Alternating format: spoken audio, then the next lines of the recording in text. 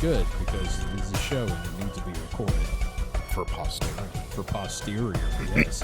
Hello and welcome to Supernatural Selection. I'm your host, Kevin. With me this week are Mike the Skeptic. Mike, how are you doing?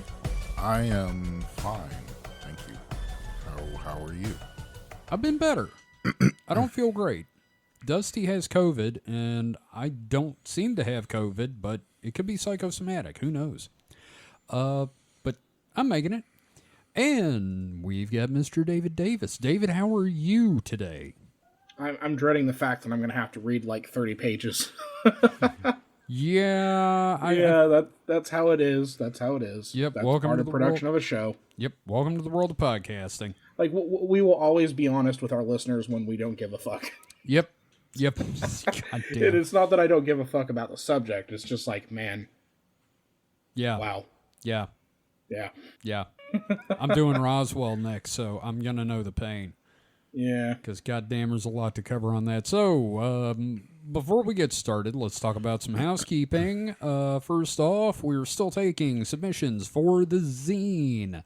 You can find information on that at supernatpod.rocks/zines. We're taking art and prose. You can write poems and little short stories about cryptids. We finally got some Slide Rock Bolter content. Fuck yes, you win a no prize. But we do not have any Bigfoot content yet, which is wild to me. You know, I feel like I need to rectify that personally, so I may be working on that this weekend. Who knows? Yeah, hell yeah.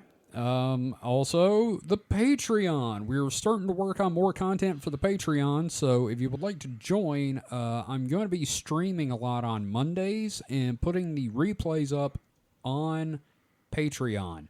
It'll be a YouTube. Speaking of which, what was the thing that we had just recorded? Okay, so this past Monday, David and I watched UFO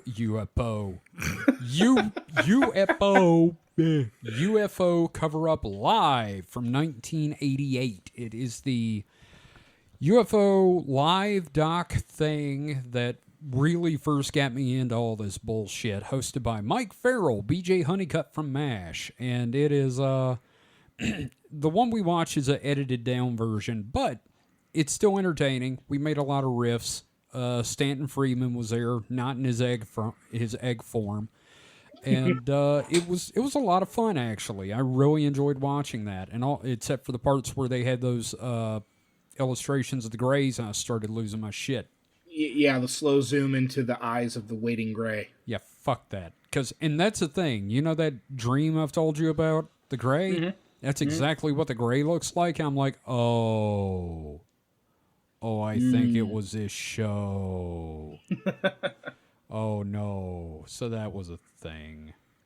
So, yeah, we get that. We're going to be, as soon as our, shit stops happening, we're going to start recording some supernatural sources again, and I'm going to read from books at you and Mike.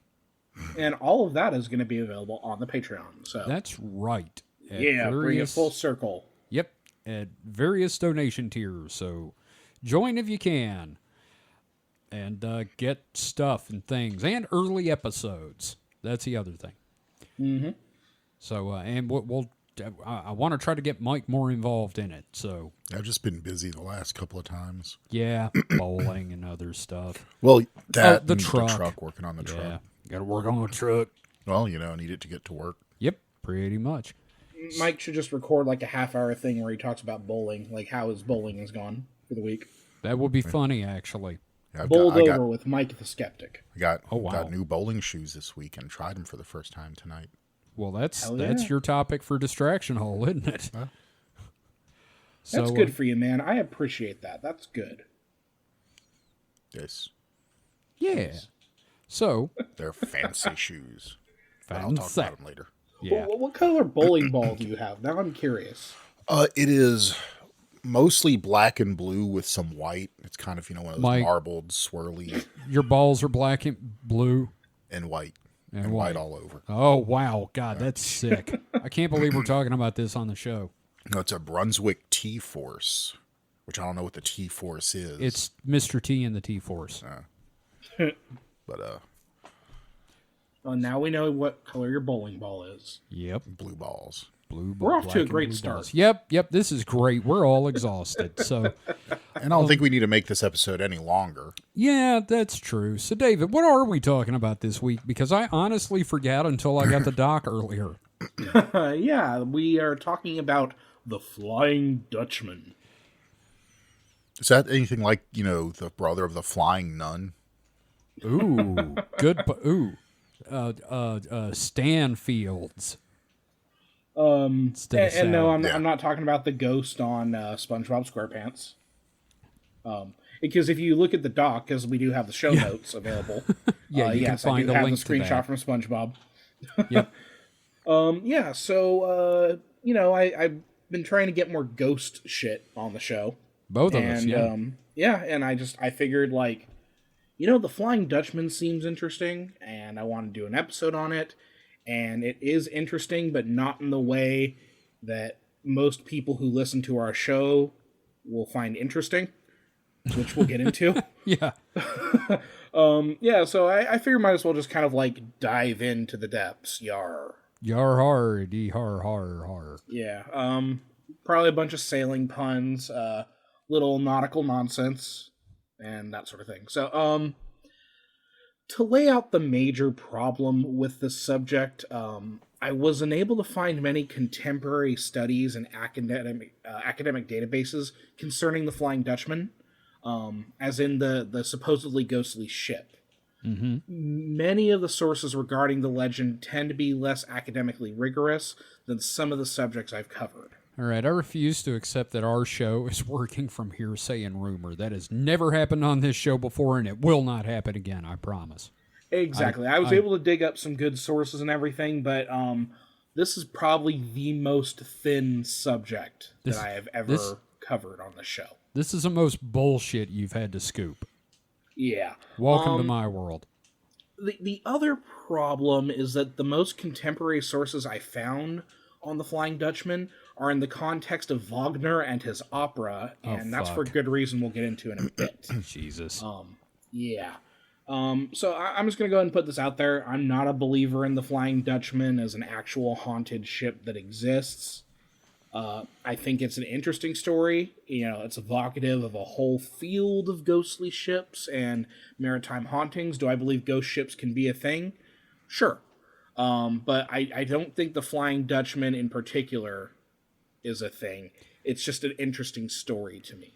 Right. Wasn't there a ghost ship up in the Arctic that got spotted a lot until relatively recently when they actually found the damn thing?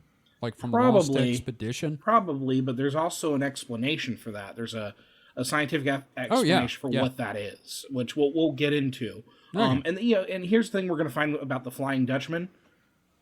Every ghostly ship that has ever been identified at one point has been called the Flying Dutchman. Oh. Yeah, it's just hey, so it becomes kind of this weird catch-all for a phenomenon. Oh, like Q-tips. Yeah, or Band-Aids. Yeah, okay. Yeah. So I find more interest in this whole thing as a representation of maritime history and superstition and culture. The Flying Dutchman is very much an iconic bit of oceanic spookiness, and I really enjoy looking at it in the context of 17th century sailing history and that sort of thing. Awesome. I love that stuff.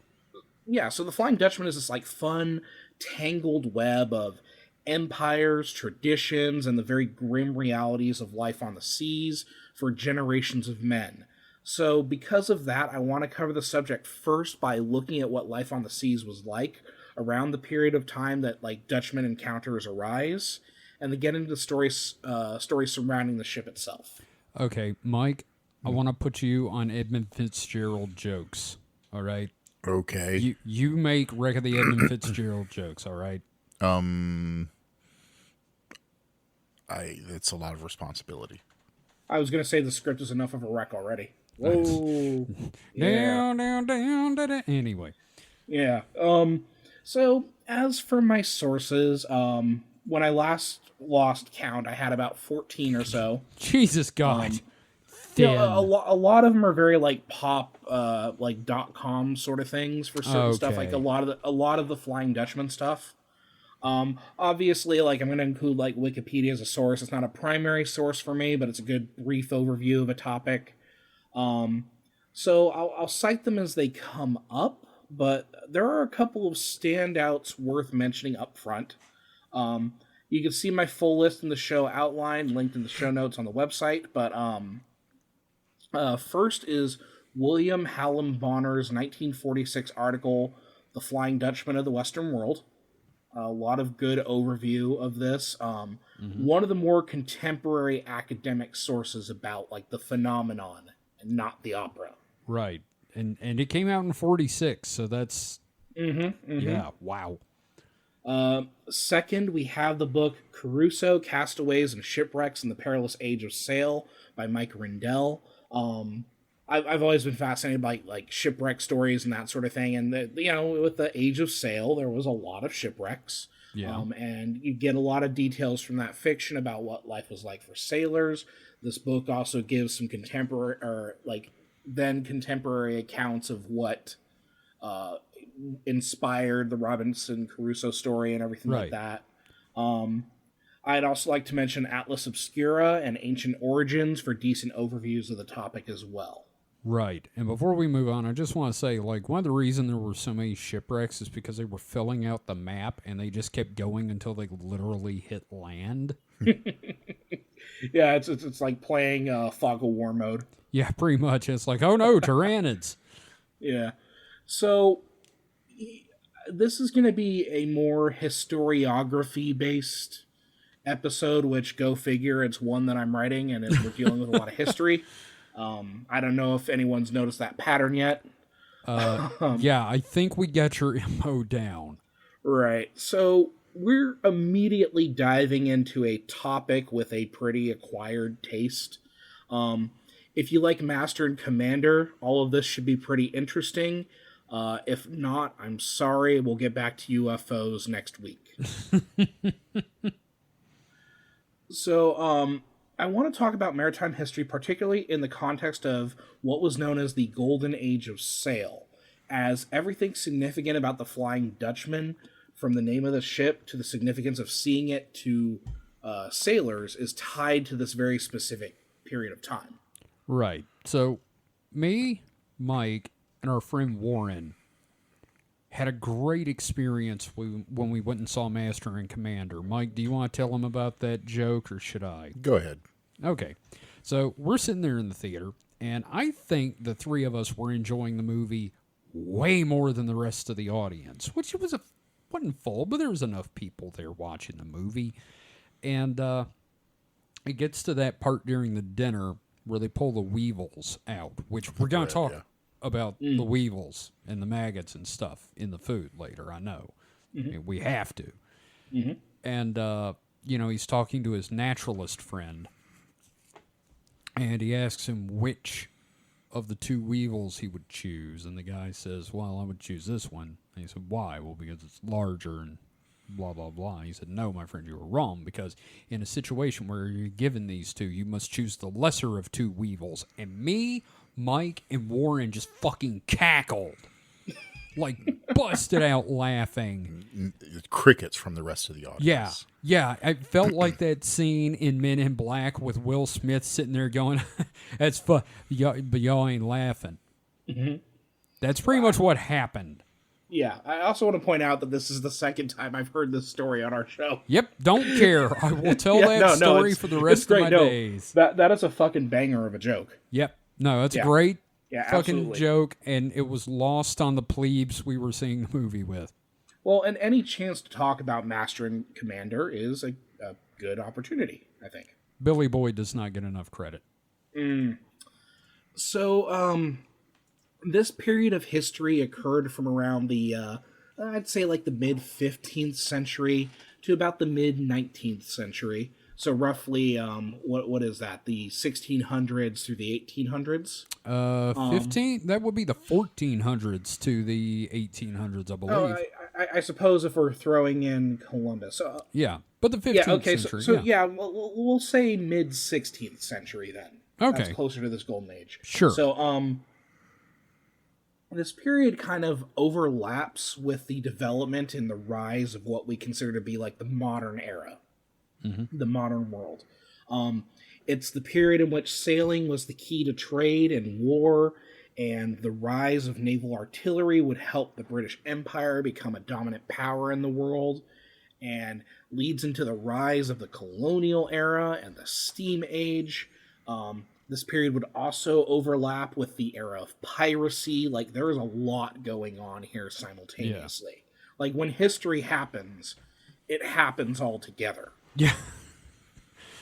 Like when we covered Nostradamus, right? Like, oh yeah, a span of 50 years, like going from a medieval period to like, oh, we're starting to enter what's considered like the modern period, in the lifetime of this Italian guy.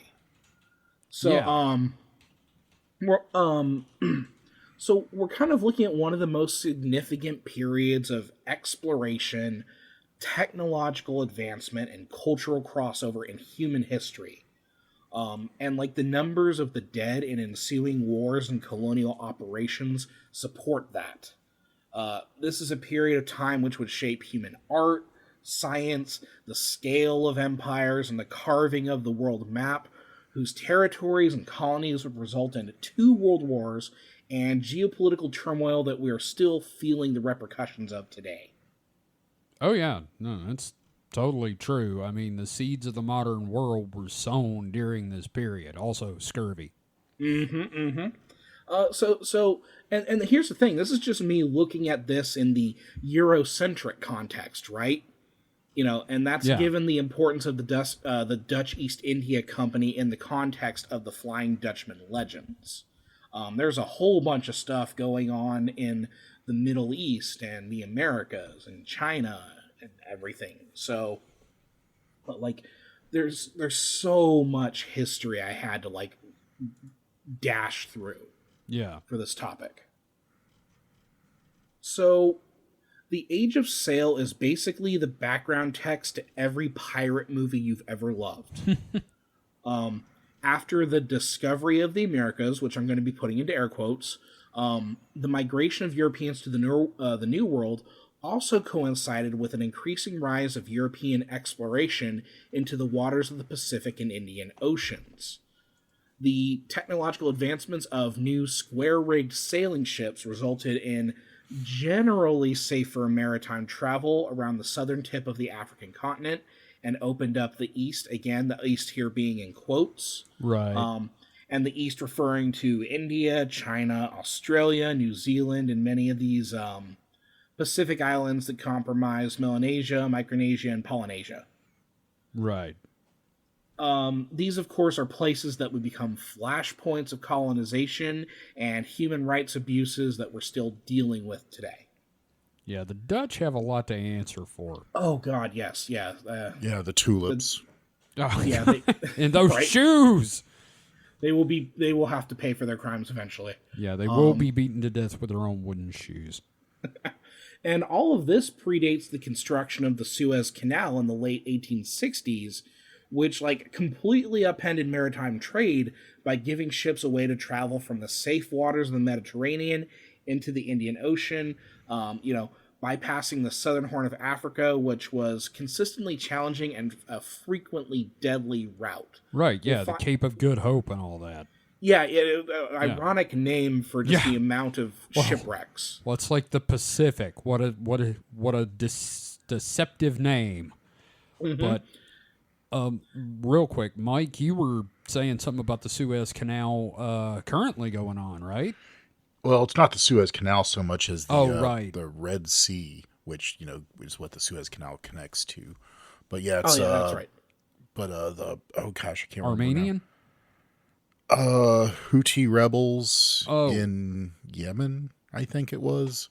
They're basically doing drone attacks on cargo ships that are either going to or coming out of the Suez Canal, and making a lot of shipping companies have to go around Africa. Can you imagine fucking Jack Sparrow with a fleet of drones? Jesus God Almighty! Just, I've never seen a drone stagger, sir. I don't know what's happening. I believe this drone is intoxicated. What happened to the rum? Yeah, I'm sorry. Like, yeah, so it's the Red Sea, not the Indian Ocean. Or I don't know. I don't know my geography. I'm American and uneducated, so I don't know. So, yeah, I'm trying to remember now. Okay. Yeah, The Indian Ocean. The Indian Ocean is the ocean to the east of India. Mm-hmm. That's basically above. It's that ocean right there. Okay, so right, geography not my strong suit. Yeah. Okay. Yeah, I think I got like a B in geography. I don't know. Anyway, so to understand why the Flying Dutchman exists as a cultural phenomenon of this period of time, we need to understand just how awful and dangerous life at sea could be. In a sense, it seems like millions of men would willingly sign up for a job that tried to kill them in like dozens of interesting and cruel ways. Okay, first off, it's the Mediterranean and the Red Sea. I just looked it up. Okay. Secondly, and here's the thing, and this is true today, people will do dangerous and terrible things on just the off chance that they might make money. Everyone, and this is a saying that I've heard, and I'm paraphrasing here, everyone thinks that they are a temporarily inconvenienced rich person. That's true. Also, I'm looking at a map and like the Indian Ocean is like is like connected to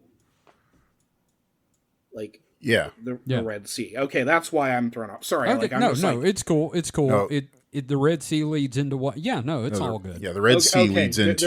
There is a connectivity here. I was so Arabian worried Sea. that I had like fucked up. No, you didn't fuck up that bad. We Okay. were just wanted to check what's directly connected to Suez. So. No, I'm not on the spectrum at all. No, not at all. Everything's fine here. The Red None of Sea us is are. between Africa and Saudi Arabia. Okay. All right, so we're gonna have a little bit of I'm gonna role play us something here, okay? Oh, great! Can I be a wizard? No, you cannot. Oh, all right. So let's run through this. You two gentlemen have decided to become seamen. He said seaman. I was at one point seaman. Yeah. We so all were. Yeah. Mm-hmm. So let's discuss some things you'll have to look forward to in your new career on a boat. I'm already excited. All right. So to start with, your life would be spent aboard a ship from anywhere from months to years. Okay. Let's pretend the two of you are beginning your journey from Lancashire, England, with your destination being Kolkata, known in the era of back in the day as Calcutta in India. Yes. Ah, right. Yeah, I do appreciate that all these nations are like renaming themselves. Yeah, no, I can't I appreciate wait. that. I can't wait for us to start calling it Nippon and Deutschland. So, the first thing to note is that, realistically speaking, for most sailors, you are looking at maybe one or two of these types of voyages being possible in your life in total. Right. Each voyage is, it's like holding a revolver to your head with 3 bullets in the chamber. It's a 50-50 shot, but still. Now, for example, the trip to the southern tip of Africa, from Lancashire to the Cape of Good Hope, would have taken at least 6 months. Fuck. And that was optimistic. That was everything going right. Yeah. Mm-hmm. Once rounding the Cape, you probably have another 4 to 5 months to reach India itself. This is, of course, following the Portuguese routes established in the early 15th, 16th century, that sort of thing. Okay. Now, cramped conditions were the first unpleasant part of life aboard these ships. Have you seen any of these Golden Age of Sail vessels? You know what? I have, and they're shockingly small. I've been on one. You've been on one?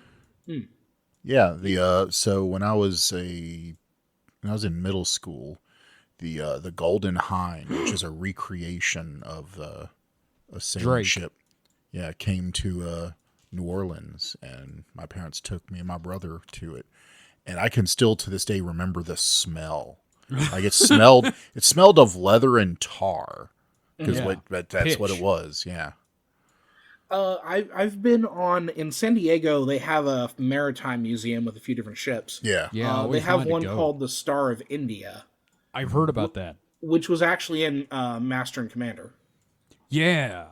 Yeah. And I think that one is like a 18th century ship, which is still roughly in the period, but like a lot of them look very small, but some of them can look deceptively large, but the thing is they're all like incredibly cramped. Yeah. And you have to also realize that all these guys are living there on the ship 24/7 and they have to have all the resources they need with them, so every nook and cranny is just piled full of stuffed. You're sleeping in the areas that are used for eating and working, everything. Like I think a lot of the bunks were the cannon galleries. So like incredibly cramped. They also required a tremendous amount of manpower to operate. Oh yeah. And then you'd have the crew organized into watches of groups on distinct schedules, with each watch could be composed of dozens to even 100 men, depending on the size of the ship. Yeah. And it's kind of like a Delta shift on Star Trek, The Next Generation. Like you have these different, you have your group of people that you serve with during certain hours. And there's no way you can have everyone sleeping at the same time, because there's just no room. You literally have to have half the crew awake.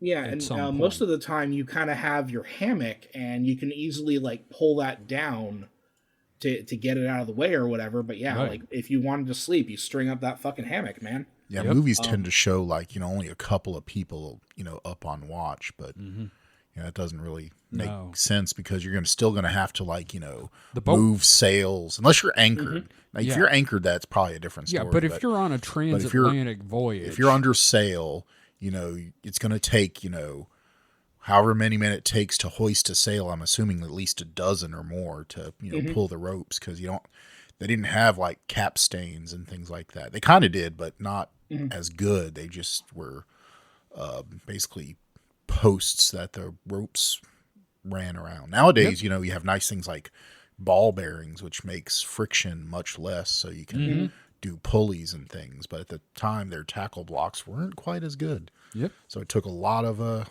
strength to. Well, and I've got some numbers for us here. Oh, great! I love numbers. So the HMS Victory, it's a 100 plus cannon gunship. I think it's like 104 guns. Oh wow! Would have had about 850 men on it. Wow. Yeah, it's a big ship. It's a big fucking battleship, right? But do you have a size of the ship? I think the wiki article that I linked to has some dimensions. Let me look here. Length 186 feet on the gun deck, 227 feet 6 inches overall. Yeah, I'm looking at a picture. That's one of the bigger ones, but like, that's look at the size of that person there, and in that picture. Yeah, and that you got to fit 800 people on that. God, I kind of want to throw up thinking about it. Yeah, and then the Henrietta Marie, a slaving ship, would have carried about 200 slaves from Africa to the West Indies, not counting the crew that actually served on the ship. Oh boy! And we've all read the slave narratives and like how they would jam people into those holds. Yeah, it's like a fucking can of sardines.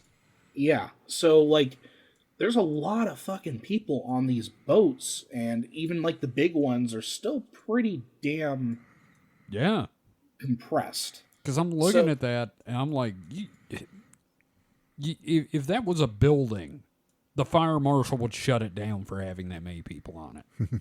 Yeah, and now imagine you're stuck on there for 6 months just to get to the Cape of Good Hope. And they have not invented deodorant yet. Well, they have not invented daily bathing yet. It's going to smell like those 2 hobos you gave a ride to the train yard, Mike. I mean, God, those guys were, ooh, man, that was bad. Yeah. And So- these guys are worse. Yeah, so, like, with that said, contemporary records of captured merchant ships by pirates often list far smaller crews than what a ship might have set out with. They'll be like, we captured 12 men. And it's like, because they were the only 12 men on this boat of what should be like 100 people. Right. And that's because a lot of people fucking died. Oh, yeah. or they would, like, disembark when given an opportunity. Like jump ship. Yeah. So...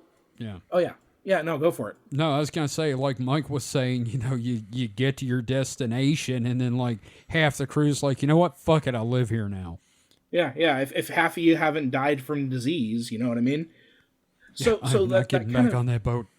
Right. So that kind of begs the question, like, how do you maintain such large numbers of crew? Yeah. Now, at times, you'd rely on press gangs. And that was where it was legal to basically just capture dudes and make them work on your ship. Yeah. So in this case, yeah, I think you gentlemen haven't volunteered to sail. I think I've captured you. Oh, fuck. We were Yeah, so shanghaied. You've been shanghaied. You're on my boat against your will. Joke's on you, I'm diabetic and lazy. You'll be the first to die. Yay! So, poor food and pay were another concern for you two sailors. First off, Mike and I prefer the term sea people. Yeah. And second, you are still ruining One Piece for me. Stop it. Wait a minute. You get paid? Sometimes. I mean, doesn't I just food- get beaten whenever I get pulled out of a burlap sack. That's being paid. Get the mic sack. Oh, God. Climb the jib, boy. Climb the jib and the mic sack.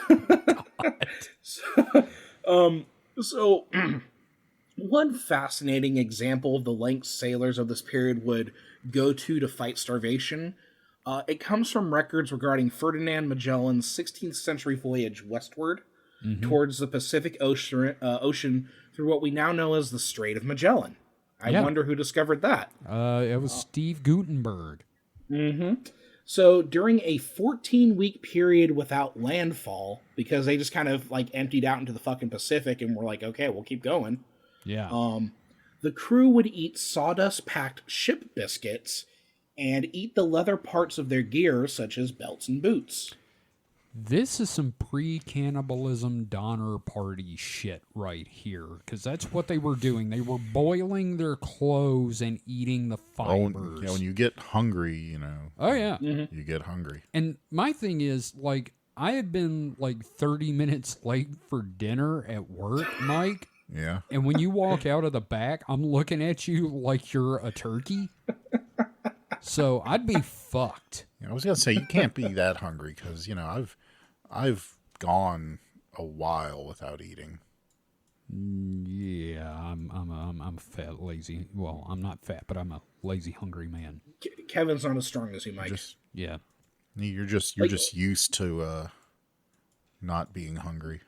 Yeah, I think Mike would actually survive. Kevin, I'm not so sure about you. Oh, I'd be dead in the first week. Anyway, let's move on. Yeah. Let's not talk about my death. Usually, your rations would consist of salt beef or pork, cheese, fish, and of course, ship's biscuits, which are pretty goddamn unpleasant. Think of like a thick, hard cracker. Dolph Lundgren, got it. Yeah. And like, have you guys ever tried like salt beef or pork? I mean, I've had jerky, but... Yeah, this is literally where you just take meat and you shove it in a barrel under salt, layers and layers of salt. Yeah. Mmm. And then you pull it out and then you like cook Rinse it off, yeah. Yeah. Wow. Yeah. The ship's biscuits, though, particularly are like, ooh. Yeah, like, hardtack. Yeah, hardtack. Yeah, I've seen... and McCormick. Oh, God damn it. That's Hardcastle. If you watch Townsend and Sons, they did a video on hardtack, and it did look incredibly unpleasant. Yeah. What was great about it was like how shelf stable it was. Yeah. Well, yeah, even if you got like the maggots in it, like a lot of it is still edible. And speaking of maggots, you just eat the maggots. With Protein. any of this food, you need to deal with traces of mold, rat droppings, and maggots. We call weevils, that Southern spices. Fresh fruit and vegetables were a luxury. Like, you could get them, but that's after you get to like a port, right? Yeah, right. And if you have the room for it, and then like clean water was better spent on other things. Like, most people throughout human history end up drinking a lot more beer than water. So you could very likely drink yourself to death on like grog and liquor over the years of continuous voyages. I'm just imagining an AA meeting on a ship going around the Cape of Good Hope. Just, my name is Shim, and I do be an alcoholic. Like, I just want everyone to think about the smell. No. Like, people who have not bathed in damp, compressed environments. Just working heavy labor.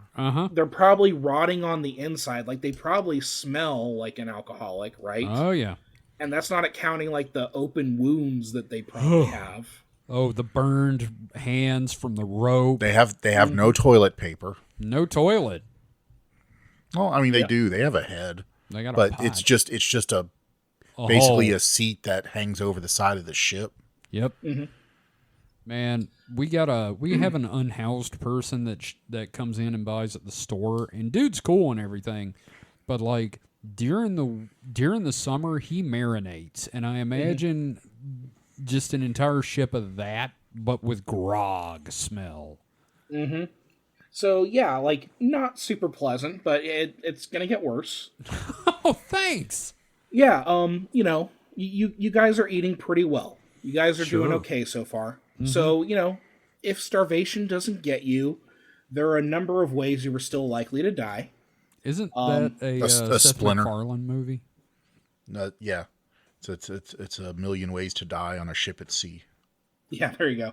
I get a splinter, gets infected, and I die of gangrene. Yep. It's so fucked, but yeah, that's entirely possible, man. In fact, the death rates attached to West Indies voyages mean that you may not have willingly become a sailor, as is entirely likely you were press ganged, as mentioned earlier. So I'll say I drug your drunk asses out of a tavern, and now you're on my boat. Fuck. You have no say here.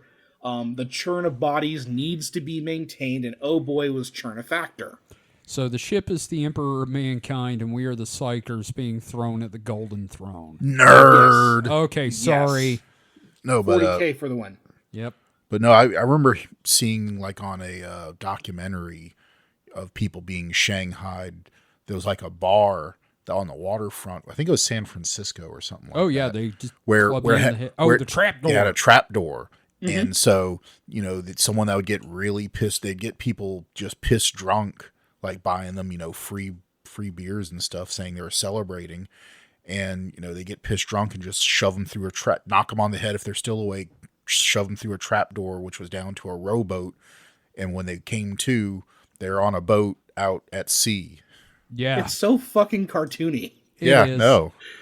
It's so fucking stupid, and I love it. It sounds like the kind of thing that would happen at the beginning of a Bugs Bunny cartoon. He wakes up on the ship with a big knot on his head. They should have done a Bugs Bunny cartoon of that. They really should have. Now, with like Elmer Fudd as the captain. Or Sam. Ooh, what if it was like Elmer Fudd's the captain and Sam's like the first mate? Team up. I hate that captain. And it was like, and it's Bugs and Daffy shanghaied. Oh, God.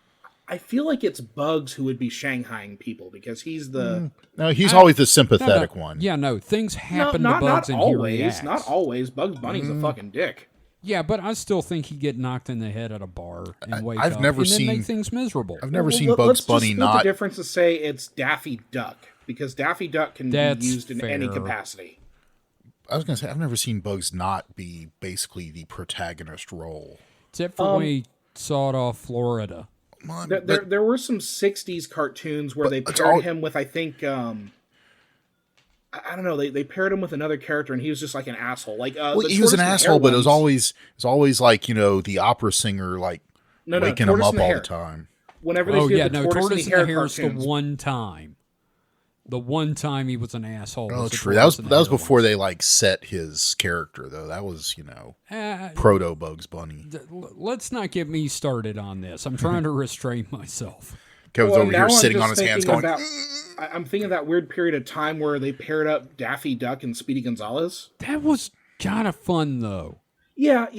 Again, Daffy Duck is the perfect Looney Tune. Yeah, but this is also the wrong show for this. That's our new motto. I mean, we say it every time. Every this is the single wrong show for time. that. This is the wrong show for this. Well, you know, it's still connected because we're going to be talking about people being horribly maimed, much like in the yes. cartoons. Awesome. So, accidents were a frequent occurrence. Of course they were. Everything from falling overboard and drowning to having a heavy rope or chain fall on you and crush you from the rigging above was on the table. Rope snapping, probably. Yep. So that what isn't you're even accounting for fires and slipping either. Like a dude will just fucking slip on a deck and slip on the deck and die. You know what I mean? Yep. I'm pretty sure if you fall overboard, you're just fucked. Yeah. You know, you can't really turn that ship around. Yep. So what you're saying, you're painting this word picture that's saying a blank days since last accident is irrelevant on this ship. I just want to see a Leslie Nielsen movie set on a pirate ship. Oh, God. Airplane, but on a sailing ship. Yeah. It's like Frank yeah. Drebin as a pirate. So one of the most dangerous jobs aboard a ship at this time would have been climbing the rigging and unfurling the sails. Made all the more dramatic and dangerous depending on the weather. Like, you know, if the wind's coming in, like and a storm's coming in, you're kind of screwed, right? You still have to get up there and pull up the sails and shit. Oh yeah, and it's kind of like life or death because, you know, a ship's sails like that are its means of moving. So if you're in a storm and the sails are down or you know not providing enough thrust, and you need to be heading a certain direction into the wind or waves, you know, if that shit's not fixed, everybody on the ship's gonna die. Yep. Mm-hmm.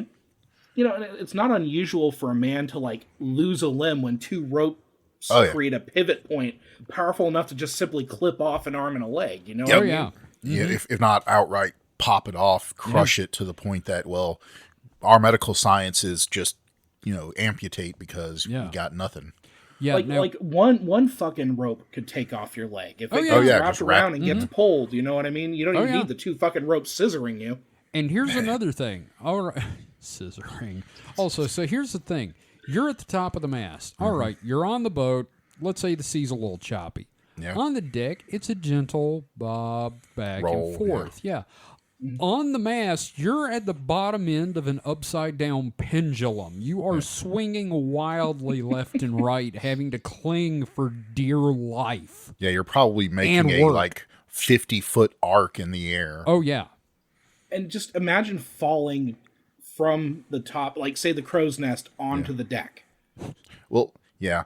Although if it's pitching that bad, you're probably just going to be that's flung off instant into death the right ocean. there. Yeah, but if you fall on the deck, it's gonna. I'm pretty You're sure dead, the sound effect is smud. It's more of like just, you know, crunchy, but Yeah, but still. It's like the sound when you jumped on the dry bones in Mario. Oh God! Boom. Now, arguably, disease was the greatest threat to most sailors, and it was the largest culprit in thinning the crews of these voyages. This is what's gonna kill me. Dysentery. Yeah, like you already got a foot in the grave right now, Kevin. So I know. Some contemporary sources at the time even suggest that disease could have accounted for around half of all deaths in all the West Indies maritime voyages. Fuck. And the thing is, the type of work that you did aboard the ship was also a significant factor here as well regarding your exposure to disease. Slave ships tended to be the most prone to succumbing to disease, just often as a result of crowding and the inability to quarantine properly. Man, one dude comes down with a case of the sniffles, they're going to strangle him before it spreads. Mm-hmm. Mike, you were saying something? I was just saying that, slave ships, just because it's a numbers game, right? Yep. The chances of someone having a disease brought on board, just increases exponentially the more motherfuckers you're bringing on board. Mm-hmm. Now, some of the common health issues you are likely to face include burns, from the ropes, hernias, bad teeth. If you have a tooth that ain't doing well, they're just gonna fucking rip it out. You know what I mean? Yep. Venereal diseases. Mm-hmm. Dick rot. Yeah. Yep. Good old dick rot. Speaking of dick rot, festering wounds. So here's a question though: Are they passing the VD around? Oh, they are. It's it's like prison gay. Is it gay for the voyeur? Any port in the storm, if you catch my meaning. Yes. Of course, malnutrition. Mm-hmm. A whole array of tropical diseases. Mm-hmm. Yeah. And of course, amputations. An amputation, I would say today is probably still a pretty risky prospect. Sure. Oh, yeah. But back then.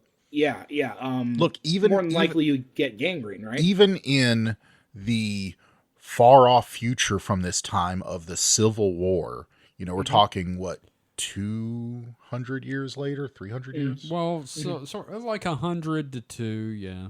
Yeah. So that even in that far flung future, amputations were probably not gonna make it, or maybe 50-50. You're gonna chance you'll make it. It was literally, I have a wood saw, I'm sawing your leg off and chucking it out the window. So yeah, here, have a drink, put a stick in your mouth, and let's do this. If amputations, in a future time from there, with quote unquote better medical technology, and the better understanding of cleanliness was still that bad, I can imagine an amputation at sea by probably the fucking cook with his butchered cleaver. Because most of these places, I'm pretty sure they're not springing for a real, doctor of any sort. Yeah. So I'm pretty sure your chances are slim to none. Yeah. I'm just going to say that other than like 3 of those, I've had most of those maladies, and I don't like it. Well, and we made that joke VDs about the splinter earlier, but I wonder how many fucking sailors died of an infected splinter. Oh, imagine getting appendicitis. Oh, yeah. You're dead. Well, you are fucking dead. Well, I'm pretty sure until modern medicine, you were dead anyway. Yeah, I know, but still, just imagine being on a packed ship with appendicitis and everybody's like, stop moaning. We haven't even mentioned the diarrhea. Oh God, Jesus Christ! I thought we already talked about that with the smell. Yeah, that's true. That's fair. Just a ship full of 200 people with IBS. Shit God. full. Man, just the idea of just diphtheria spreading like wildfire. Just a chorus at night of flatulence and. It's like the campfire scene in Blazing Saddles, but much more tragic and haunting. Also, visceral. So they had to have just a limited number of seats, of poop seats, right? Yep.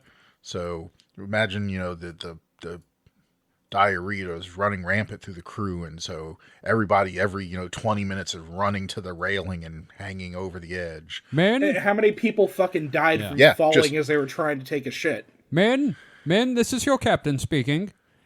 From here forward, on our voyage, due to dysentery, pants are banned. Just shitting. No one will wear pants in every bucket and every container they can get their hands on. And please use the right bucket when you're mopping. Well, and you know the ship's cook is just gonna like find a bucket, like drop it in the water to wash it off. Oh, yeah. Oh, And then gosh. use that for whatever he's making. Exactly. Yeah, so another thing, like, I'm sure we all started eating citrus more regularly when we heard about scurvy in grade school. I was convinced as a child that I could catch scurvy if I didn't eat enough oranges. When I first heard about scurvy, I did, in fact, eat a whole orange. But I feel like that's a universal thing for anyone who's ever read this shit as a kid. These days. And scurvy fact, the Brits are called limeys because the Royal Navy gave them limes to eat on voyages to hold off scurvy. And they fucking reeked of limes. And other countries like the French had a field day with that. Yeah, but the French fucking smelled like cheese. Yeah, they smelled like cheese and lemons. Man, old school, like, white people racism, where white people were racist to each other, is beautiful. Like, Italians are only recently white. Mm-hmm. Yeah, same with the Irish. Yep. Yeah, man. I just Kevin. You say limeys and smelling of limes. Like, did they smell like Baja Blast? No. Probably more like gin and lime. Oh, more like it's Baja true. ass. Navy strength gin and lime. Kevin, you know why they did limes instead of oranges? They were cheap. They were cheaper, yes. Mm-hmm. Mm-hmm. So, disease, major factor, medical issues. The weather, probably the biggest challenge to your survival. As storms would pulverize ships and drag many sailors into the depths or, Davy Jones's locker. Right. So an ill-timed moment on deck during a storm could result in being dragged off the deck by a powerful wave. And if you fell overboard, it's more than likely you were just kind of left to your fate, especially during storms. Like you said, Mike. Yeah. Yeah, we aren't going back. Sorry. Or it could just be that the wind decides to, like, up and fuck off, resulting in your ship just kind of floating listlessly amongst the still seas as you wait for, the weather to change, as your crew consumes more and more of their rations and disease continues to spread. Yeah, that's the opening of Shogun. Yeah, it's like every great nautical story has that moment, right? Where it's like, our rations are running low. We haven't had a wind in 2 weeks. I told you, sir. I saw Master and Commander already. We haven't even talked about, like, the shipwrecks or being dashed on the rocks or reefs either. Yeah, by comparison, it's probably more of a rarity. I'd rather crash. You only have to worry about that when you're near land, pretty much. Mm-hmm. So Yeah. and you're in the middle of the ocean. There's nothing for fucking. If you crash on land, there's a possibility you can find a coconut or something. Yeah. Mm-hmm, mm-hmm. Yeah, reefs are near, shore, and shore means possibility of, not dying and drowning at sea. Yeah. And how far is the Great Barrier Reef from Australia proper? I don't know. It's Like, I feel like it's a good distance. Like, if your ship crashed on there, you're kind of fucked. It's a good distance, but it's still okay. So yeah, it's a good ways. I'm looking a at rarity. It's The a good rarity. news is it's dead already. We've killed it. Well, and here's the thing. no, You're they're being so tossed around shallow. in a storm coming around the tip of Africa, and you crash into a cliff. Like, you're still fucking dead. Like, land's there, but your body has been smashed into paste. Yeah. Okay, that's fair. Yeah, so, like, again, it's like, that's definitely more of a rarity, but, like, I mean, rocks still killed a lot of sailors. Yeah. So... What happened to Steve? He was shot by a rock. Rock killed him. Yeah, and a gun. Just Dwayne Johnson just comes out and punches his head off. Throws the eyebrow up. Yep. God. They some liquor reps came today and brought a Dwayne the Rock Johnson standee. That's right. Yep. And- Yep. We both took selfies. And that was That's just fantastic. yeah. Like, if the store ever gets rid of that, get it for me. Hey, look, I want it. already figured Look. I was gonna Yeah. nick it. I don't know if I'm gonna use it for target practice or something, but No, love you, that's Mr. fantastic. Johnson. I love it. You guys also got like a Kraken rum display or whatever? No, but I have a gray alien standee from Boone's Farm, or not Boone's Farms, from Bonnie Doon. Bonnie Doon Vineyards. Ah, okay. Yeah, that's cool. We also have the issue of piracy, another occupational hazard. You could die by pirate. Yeah. It's a there hell of are an some, infection. right? There are some misconceptions about the amount of violence that merchant ships typically endured in the era. More than likely, if your ship was under attack, you probably would have just parted with the goods. You would have acquiesced to their request. Oh, If anyone got that reference. Yes, okay, I got that joke. I was, but I was gonna say, given the choice of they're gonna either cripple and sink our ship, or we can just give them the cotton. I'll just give them the cotton. Yeah, and there's always that risk. An encounter with pirates during this era would not have been pleasant. No, if you get away with your life, that's a good day. Yep. And then of course there's the fact that a lot of this piracy was privateering, where depending on your flag, pirates hired by a rival nation would target ships of your nation specifically. Again, Drake and the Golden Hind being a particularly good example. Mm-hmm. Yeah, like state-sanctioned piracy. Wild. He was Francis Drake, then he became a privateer, then he became Sir Francis Drake. It's a wild story, man. It is. So, here's the thing. We've had a lot of fun talking about this, but I've just, glossed over so many fascinating details that would be great for a different type of show. Right. But it should lead us to a key question. So why do this? Why risk life and limb, drowning in disease for years at a time on a crowded boat? The sex. I did it all for the booty. The booty. Yep. Did you guys ever see The Terror? No. I don't know what that is. It is a show, it's a naval-based horror show about the Northern Expedition. Oh wow! But it's got you got gay pirates. Okay, or not gay pirates, gay sailors, but the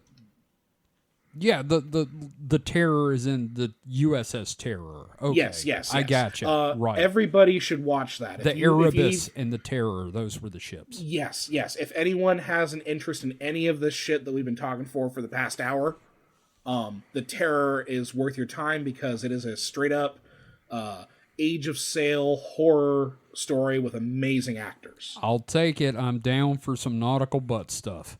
That's your Tinder profile. Now you're just making me sad that our flag means death was canceled. Oh yeah, such a good show. Yeah. Yeah, I was gonna make a pun, nautical nonsense, nautical nonce, but let's yeah, just exactly. drop it and let's terrible. move on. Yeah. So if you were fortunate enough not to have been conscripted into service through manipulation or force, it might be that this was often seen as the only reliable employment available for many men. Right. And I also, Kevin and I were talking earlier, and I was also postulated that could also be, say you're in, one of these, a big city like London or something like that. There's not really any wherever you are, there's no prospects for you. Well, you hopped aboard one of these ships and, got wherever you were going.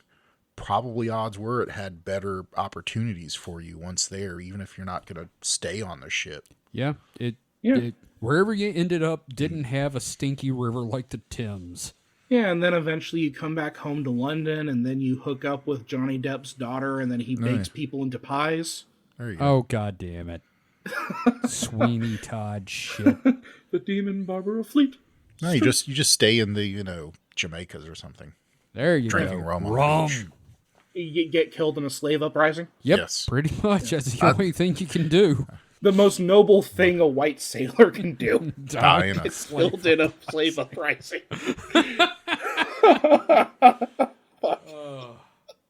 Oh, God. All right. It's the death of kings, and hopefully you'll be the death of technocrats. Yes. Slave uprisings. At least you will be full of citrus. Yeah. No scurvy today, motherfucker. I died from a spear, not scurvy. Maybe that's how Elon Musk will die. I hope Slave so. uprising. So, this ended up being kind of like a more reliable form of employment for many men, and that's usually because like large merchant companies would operate fleets of ships and require hundreds of thousands of bodies to operate those ships.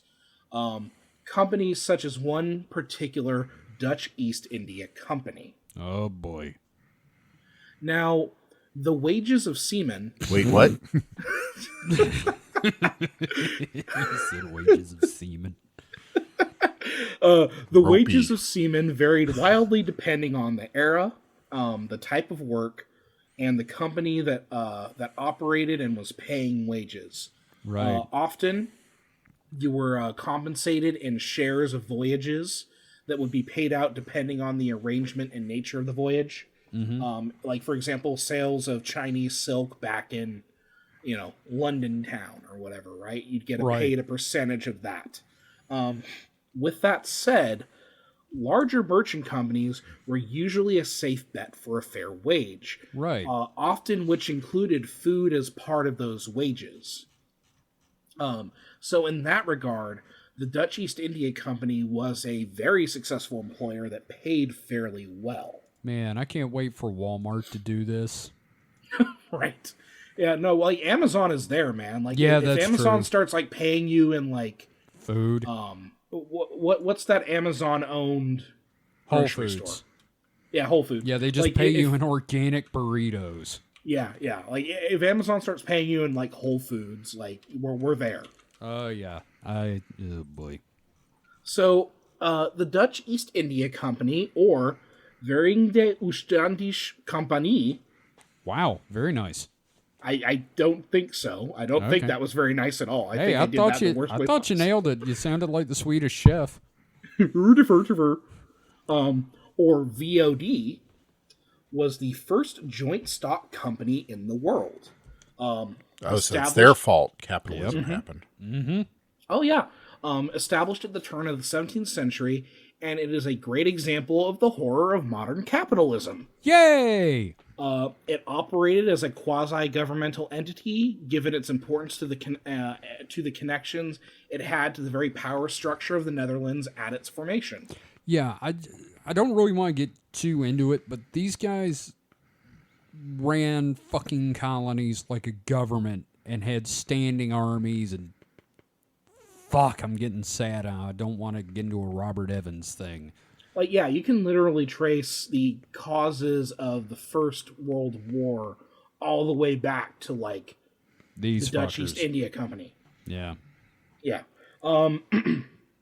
Now, the Dutch East India Company was also hugely important historically, as it represented a change in the thinking of maritime trade and expedition.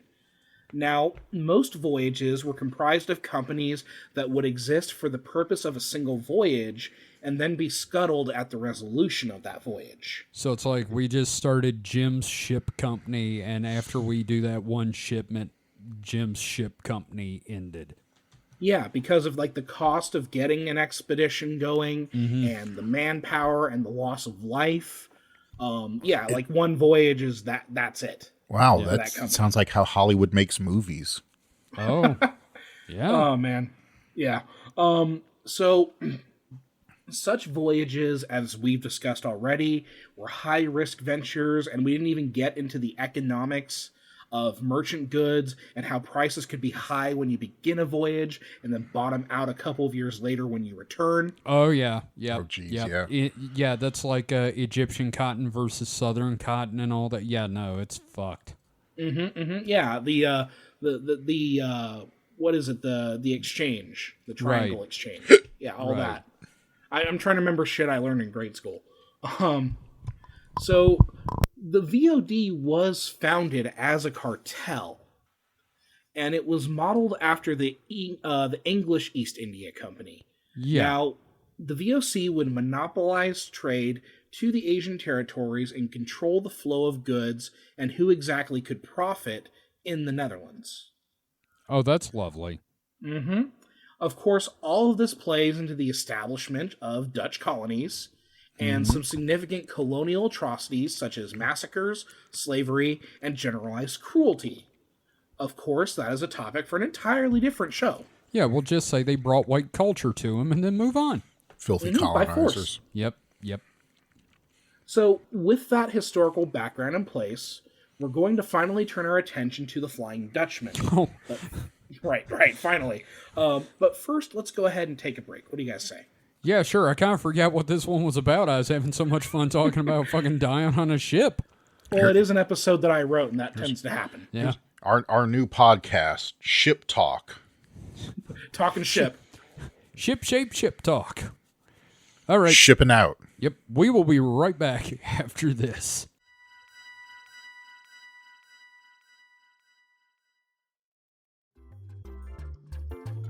Hey there, if you're listening to this podcast right now, you're probably into cryptids and monsters.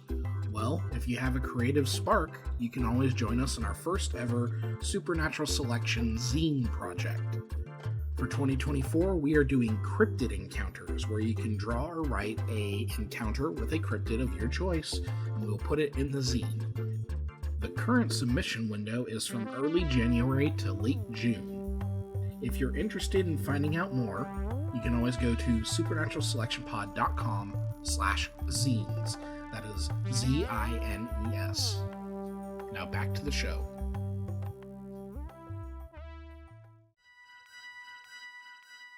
And we're back. So, before we get going, how's everybody feeling about, I guess, boats and white people? I just want to register a complaint that I wanted to do a sea shanty in this episode, and I was told no. I am not singing to the public. If you donate $20 to the Patreon, I will make sure all three of us record ourselves doing a sea shanty. God damn it, David. Yes. Fuck $20, and we will record, and it will be video. No, if we get to $100 a month, I will sing the Mary Ellen Carter. A weekly sea shanty for $100. No. I will sing the Mary Ellen Carter, though, and it will bring you to tears. Either because it's such a beautiful song, and I sang it so well, or, like Mike was about to say, my singing is that bad. Yeah, so I just wanted to register that complaint. I wanted to give you, the listeners, the real sailing experience, and I was cruelly told I am not allowed to do that. You're goddamn right. So you want to talk about the Flying Dutchman? Hey, that's a great idea. Let's talk about Mike. How about you? Do you want to talk about the Flying Dutchman? I don't know anything about the Flying Dutchman. Tell me about the Flying Dutchman. Or should we talk about the Frying Dutchman? Well, it's sounds funny. tastier. Yeah. Have you guys ever heard of In-N-Out Burger? Oh, yeah, heard of it. Yeah, so they have a Flying Dutchman at In-N-Out Burger. It is literally just beef patties and cheese. That's just because no bun. When you die, you turn black and become a ghost, like this ship. So, again, I'm gonna get to butcher some Dutch language. Hell here. yeah, they deserve it. Yeah. No one likes the Dutch. Yeah, what was that quote in Austin Powers 3? You know, I can't stand bigots in the Dutch. Something like that. I just still remember the Connie's very small hands. So the Flying Dutchman, also known as De Vliegende Hollander. Fliegender. Fliegender? Well, no, that's a German version, is Fliegender. Yeah, so it's a Fliegende Hollander. Fliegende Hollander.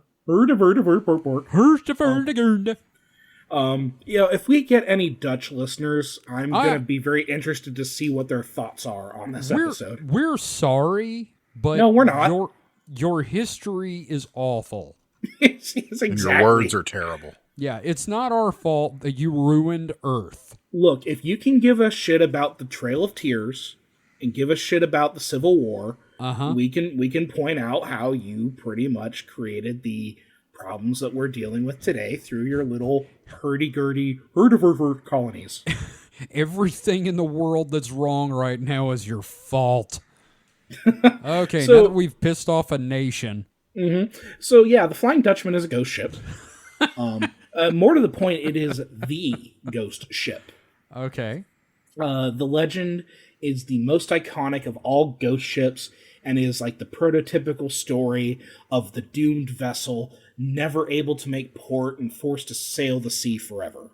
Yeah, and like, you know, I mentioned the one in the Arctic, but like the only other ship like that I can think of offhand is the Mary Celeste, and that's not quite the same thing, but might have to do an episode about that too.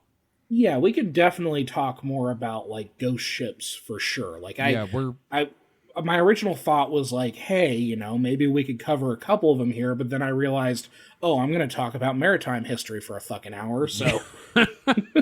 Yeah, no, it's fine. We'll just slowly turn this into a podcast about boats, like we said. It's just going to be a Master and Commander fan fiction podcast. And then Billy Boyd kissed him. Anyway. Given the name of the vessel, it is not surprising that much of the lore surrounding it connects it to the Dutch East India Company, especially in the 17th century. With that said, though, the ship is associated with the 17th century and as the company was formed, records of the Flying Dutchman do not really appear until a century later in the 18th century. So you get this like 100 years where this like age kicks off, and then 100 years into that age, it's like, oh, 100 years ago there was a ship. It's the ocean version of Christine. Yeah, no, I like that.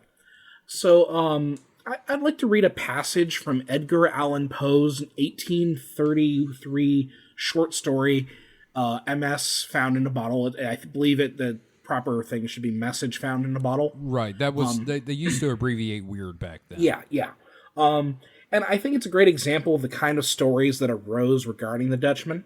So I do have a question. When does this boat catch consumption, seeing as it's a Poe story? Shortly after it marries its dinghy. Okay, good. Right, gotcha. It's underage dinghy.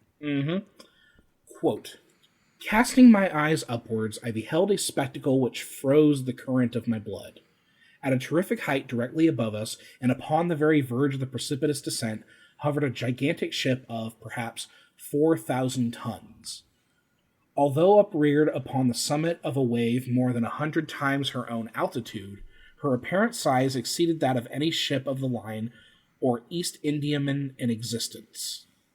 Her huge hull was a deep, dingy black, unrelieved by any of the customary carvings of the ship." All right, I'm going to skip ahead a little bit.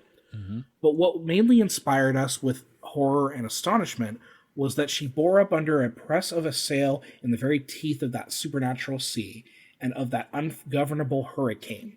When we first discovered her, her bows were alone to be seen, and she rose slowly from the dim and horrible gulf beyond her.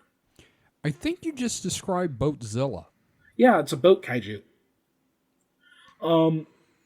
So Poe's story here, and any chance I get to, you know, talk about Edgar Allan Poe, you know, my problematic queen, I appreciate that. So I'm glad I got to bring that in here.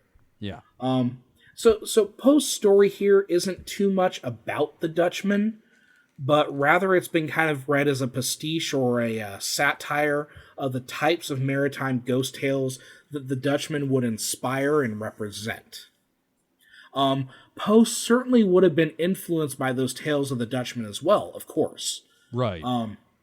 Now, Atlas Obscura points out that Poe was most likely influenced by an 1821 account in Blackwood's magazine, which, amazing, like, history, like, Kevin, you've heard of Blackwood's, right? I haven't, actually. So Blackwood's magazine is, like, one of those first, like, really modern publications that, like, people like us would have been into. Oh, I'm sure. Yeah, just amazing stuff. A lot of weird fiction gets thrown in there and shit like that. But shit, dude, it ran until 1980. So, like, this 1821 account in Blackwood's magazine seemed to kind of codify the typical Flying Dutchman story. Okay. So, the hallmarks of the Dutchman story revolve around a massive black ship that frequently sailed in the dark, often with tattered sails. Blackwoods would also give the ship a captain, Hendrik Vanderdecken, which that's a Dutch as fuck name. That's, yeah. Vanderdecken. I mean, it's like naming him like Henry Tulip ass. I don't. They would also establish that the Dutchman would try to like make contact with vessels to pass on letters to the loved ones of the ghostly sailors. It would be said that the tragedy would befall the ship that took on these letters. Great, it's a high seas equivalent of handing out religious pamphlets. And then a car crashes into you. Yeah. Oh, wait, it's like a chain letter. There you go. You get it from the Flying Dutchman. It says you must send this to 5 other ships or you will run aground. Well, and like chain letters were a thing for centuries, like even before this period of time. So you're not wrong. You're not wrong there. Yeah. Now there are varying details as well. As much of this is the result of like oral storytelling meant to provide character and explanation to any number of superstitions at sea. Some versions of the story place emphasis on a devilish deal orchestrated by Captain Vanderdecken, or sometimes Captain Bernard Falk. Yes. Go fuck yourself. Yeah, fuck all the seamen. In fact, what we attribute to Vanderdecken, a lot of like the storytelling today, was likely originally based on Falk. Oh, okay. Now, the story like revolving around Vanderdecken or Falk, this version usually highlights the supernatural speed by which the Dutchman would sail from like Holland to Indonesia in like only 3 months, which is astounding given such a voyage would normally be close to a year. Like we've talked about that. The source of this speed is the captain's deal with the devil, and the disappearance of the ship is the result of the devil calling to collect what he is owed. That's one variation of this. So the Black Pearl from the Pirates of the Caribbean, basically. Yeah, absolutely. If you're thinking of the Black Pearl from Pirates of the Caribbean, you're right on there. It's based on the Flying Dutchman. I keep trying to say frying. Yeah. The Friars Club Dutchman. Ooh, wow. Get roasted, bitch. That's what happened to Captain Vanderdecken. Oh. Another story suggested the fate of the Dutchman to forever wander the seas was the result of the ship trying to enter port during a storm off the coast of the Cape of Good Hope.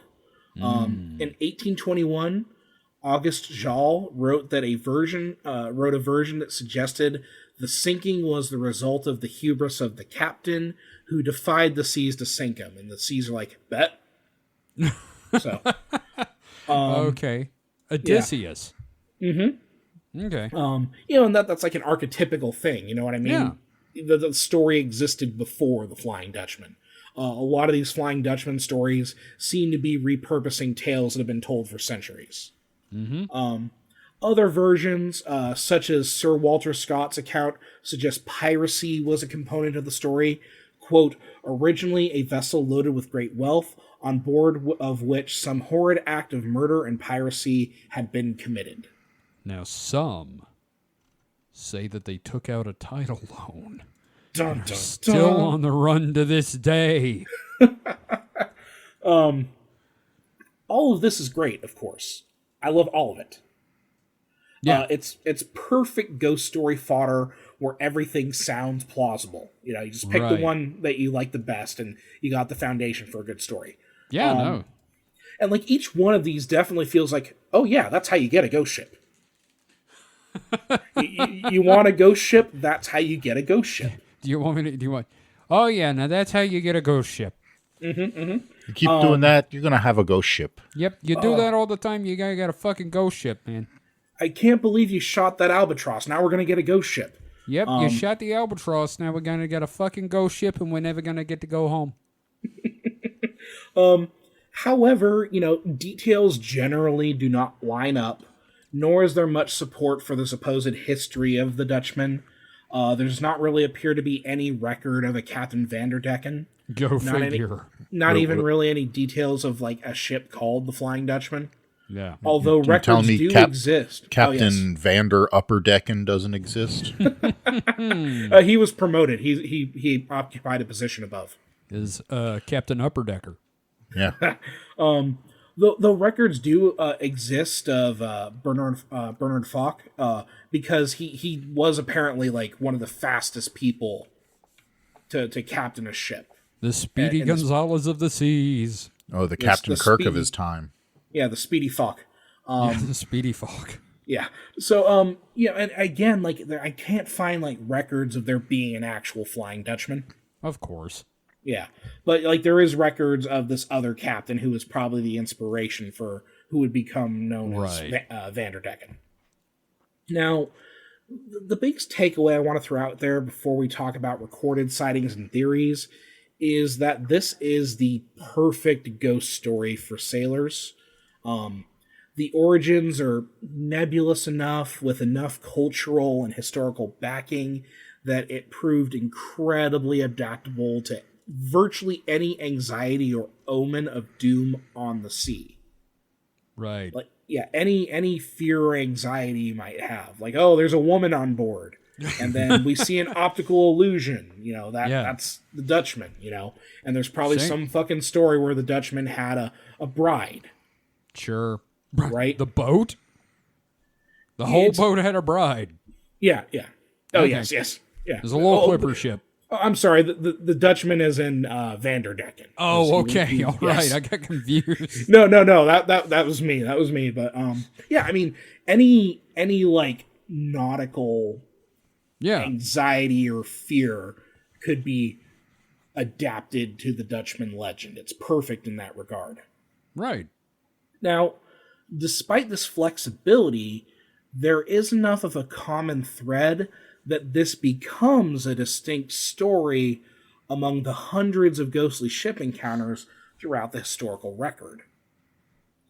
So even though there are all these other ghost ships about, there's just something about the flexibility of the story of the Flying Dutchman to where, like, they'll be accounted for. So, usually, like, most ghost ships are tied to certain regions. The Dutchman seems to be one that appears all over the world. Like, why the fuck is the Dutchman in the North Sea? Why is it on Lake Superior? Yeah. Why was it seen next to the wreck of the Edmund Fitzgerald? This really is the ghost ship story of all time. Well, I mean, it makes sense. Well, sailors have always been said to be a superstitious bunch of cowardly guys. lot.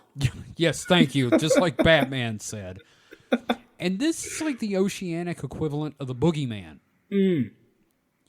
It's pretty perfect for that. Imagine you're on deck on night watch and you see what looks like a black ship near the horizon with lights. Mm-hmm. And then you just shit your pantaloons because it's the Dutchman. Mm-hmm. Now, when did you guys ever... Now, Mike, you've never heard of the Dutchman before this? Or? I mean, I've heard the name before, and what was your context for it? I don't remember. I mean, SpongeBob? sure, it's been around in, the, what would you call it? Cultural zeitgeist? Yeah, that's a good term. Like, you knew it was a ghost ship, right? I think so. I mean, it sounds about right. Yeah. What about you, Kevin? Yeah, I was going to say, every now and again, I get it confused with Mary Celeste, and I have to think about it. But, like, again, I think all mine was cultural zeitgeist. I knew it was a ghost ship. And I probably learned about it from, like, cartoons or this weird-ass Christian show my parents made me watch while I was a kid that was about a Christian pirate. What the fuck? And at the end of every show, him and his first mate would sit down and tell you about a Bible verse. Now, what does Christian piracy look like? They never did anything except it was kind of like Marshall Bill, the Christian cowboy show. It sounds like VeggieTales, the pirates who don't do anything. That's it. That is it exactly. Yeah, because I'm like... Except it wasn't funny. Christian piracy. Yeah. Yar, we boarded the ship and left a bunch of Bibles. We're the Gideons. That is the dumbest fucking thing I've ever heard. Yeah. Well, the Christians were pretty mean at one point. Yep. Hey, well, there was this thing called the Crusades. Yeah.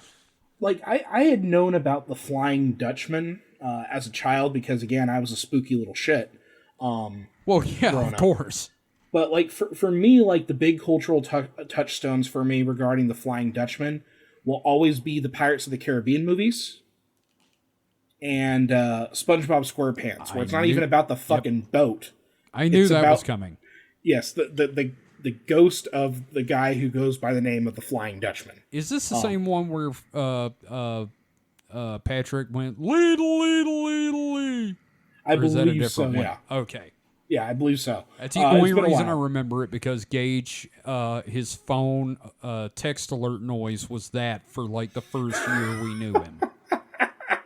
That's fantastic.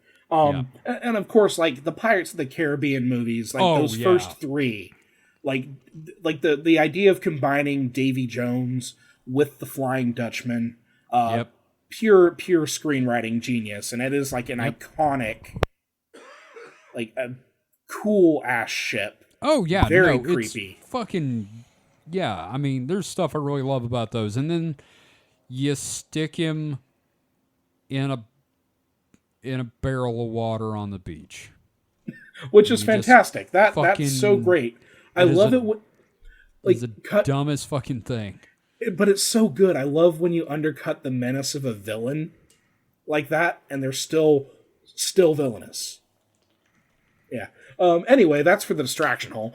Yeah, we'll move on from that. But yeah, no, I was just kind of curious, like, what your first recollection, because like I think I don't know if I can say I think everyone has heard of the Flying Dutchman, but like most people of our age group has some sort of like, we know the name. They know about it, and it's such an interesting thing that this is a concept that even outside of those big two pop culture juggernauts of Pirates of the Caribbean and SpongeBob SquarePants, like people fucking knew about it.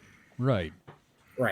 And a lot of that is probably associated with a lot of like great maritime ghost stories that were written. Wagner's opera being the big culprit. But I want to discuss a particularly interesting sighting regarding the Flying Dutchman that we can attribute to being specifically about the Dutchman and not some sort of general ghost ship. Because we find that a lot of people are like, it's the Dutchman, and there's no real, or it'll be attributed after the fact as being the Dutchman. So, another challenge in all of this, as I alluded to earlier in the episode, is that there is a lot written about the Dutchman, and much of it is pure fiction, because it is among the most well-known ships of all time, regardless of whether it was real or not. I also had to pick through all sorts of literature and Wagner's goddamn fucking opera in order to find some fairly plausible encounters. We salute your sacrifice, sir. Well, and I could only find 2, and one of them is pretty much a fake. God damn it. Yeah. So, Dutchman encounter tourism is another element to contend with in all of this, as touring companies will lump clearly fictional encounters in with recorded sightings. Like, that's just how these things operate. So, and this is so weird. This is such a weird intersection of history, and I mentioned how, like, history happens all at once. Right. The best sighting we have on record is also one of the more circumstantially strange ones. It happens to be one of, if not, the most modern sightings on record, but also a sighting by Prince George of Wales, the future King George V. Right, and inbreeding has never cast a shadow of doubt on someone's validity as a witness, right? Right? Hey, I mean, his eyes worked. Yeah, well, okay, he had that over the guy from Spain. Yeah, he had a jaw that wasn't too Habsburgy. Yeah. Yeah, his teeth weren't coming through the top of his head, so that's a plus. God, we should totally cover like at some point just like the descriptions written about these Habsburg royals. The horrors of royalty is an like episode that has to happen. Yeah, like the doctor's just like, I don't know how this person is still alive.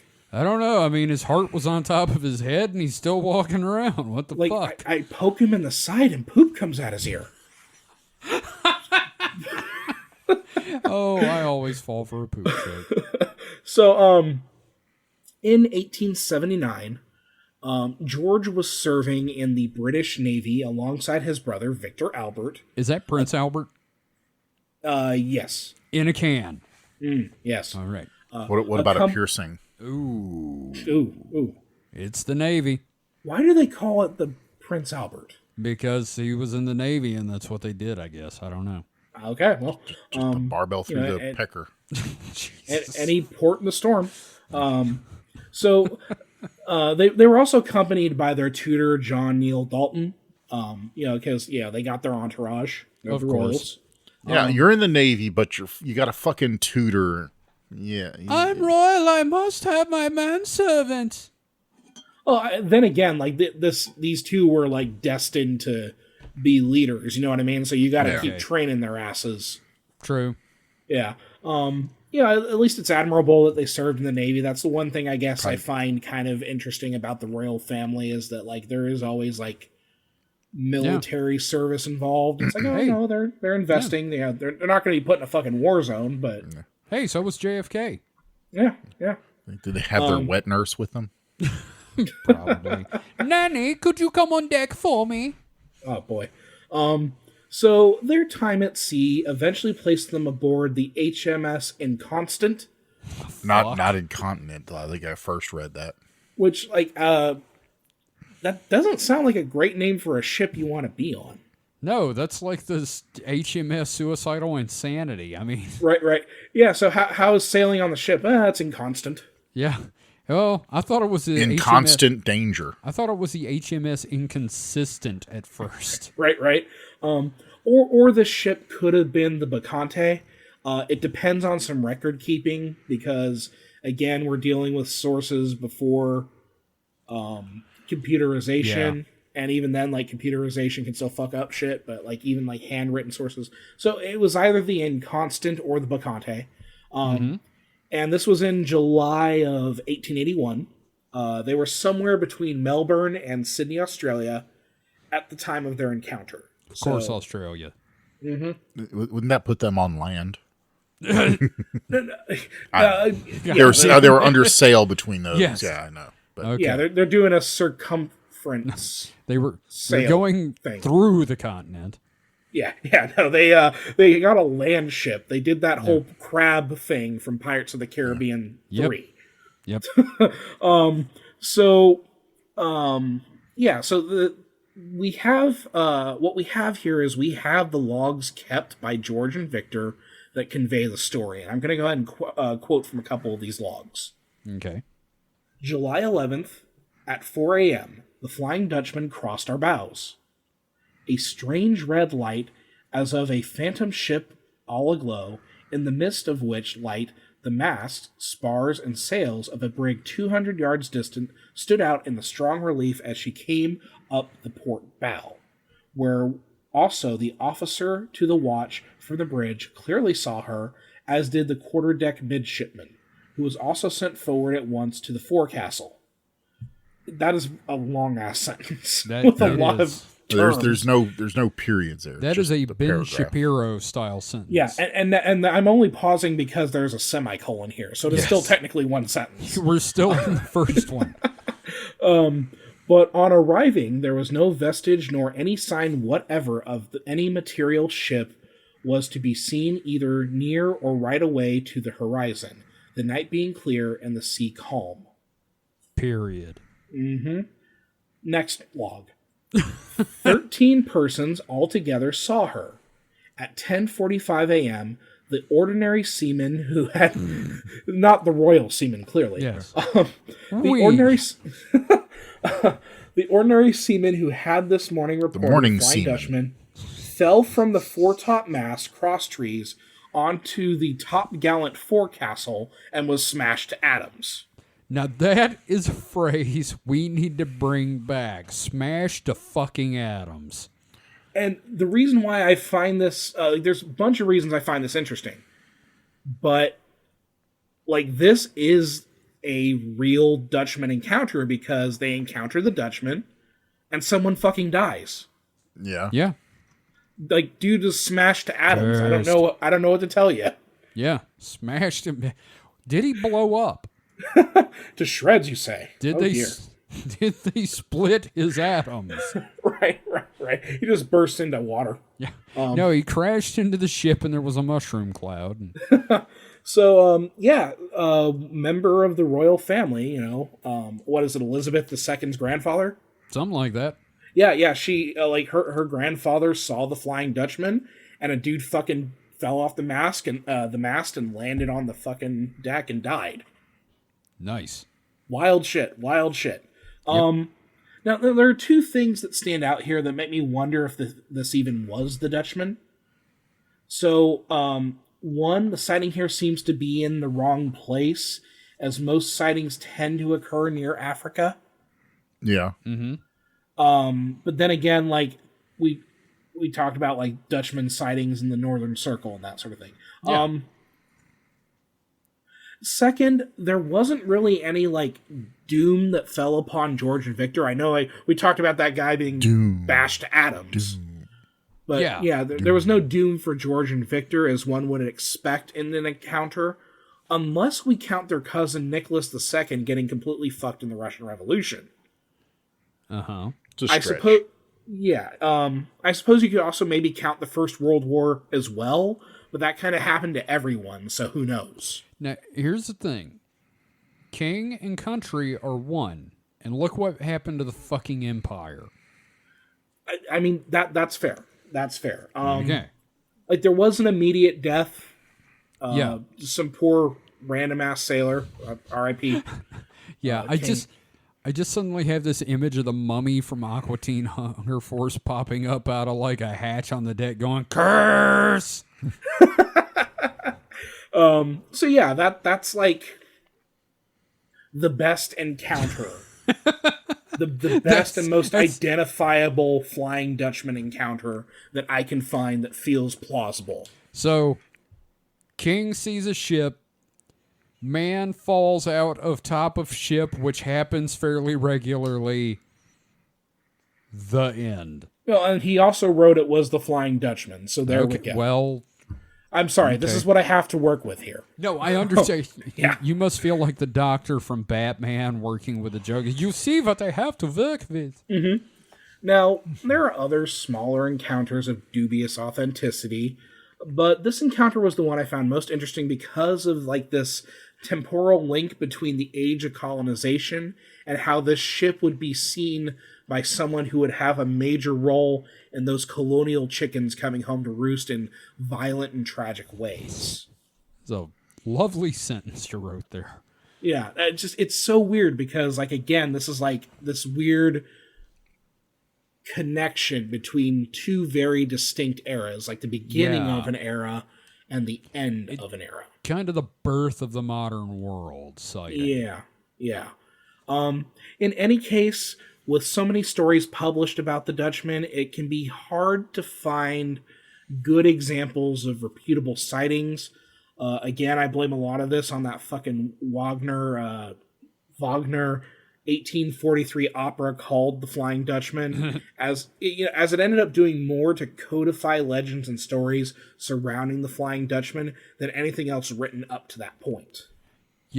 This is kind of like how the Men in Black movies have warped the actual MIBs into heroes instead of fucked up alien weirdos with an obsession with writing utensils. Yeah, like, it also cleaned up those original MIB comics, because those MIB comics were fucked up, man. Yep. Yeah, they were certainly bizarre. They're more in line with the actual spirit of what the real Men in Black are. Yeah, no, when they made that movie, it's like, well, they're gonna have to change a lot. Like, you're not going to be able to do a movie where Will Smith is, like, playing a creepy weirdo. Well, the Fresh Prince. Like, now you could. Yeah, maybe now. But back then, no, he was getting jiggy with it. You can't pull that shit. No. So I suppose I should also mention a supposed encounter with the Dutchman by novelist Nicholas Montserrat. And it was kind of put in his unfinished book, Master Mariner, which I admittedly have not read. I bring this up, though, because several sources suggest that Montserrat had seen this encounter in 1942 while he was serving as a third officer on board the HMS Jubilee. The problem is that it does not appear that the HMS Jubilee was a real ship. I can't find evidence of the ship having existed during World War II. I spent a lot of time searching for it in any online records. I can't find any record of him having served on this ship either. Oh, I suppose next you're going to tell me the USS Eldridge wasn't involved in the Philadelphia experiment. So this encounter here, I think, is emblematic of of most Dutchman stories. Like, it sounds plausible, but the details are either super vague or outright fabricated.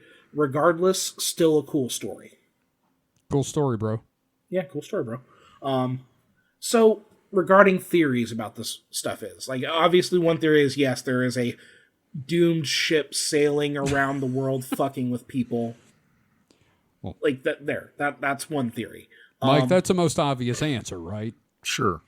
Right. I'm a skeptic here. I believe that most sightings of the Dutchman and ghost ships in general are optical illusions. I'm not saying there aren't any real ghost ships, as who am I to claim that? But I am suggesting that most cases are of a reasonable scientific explanation.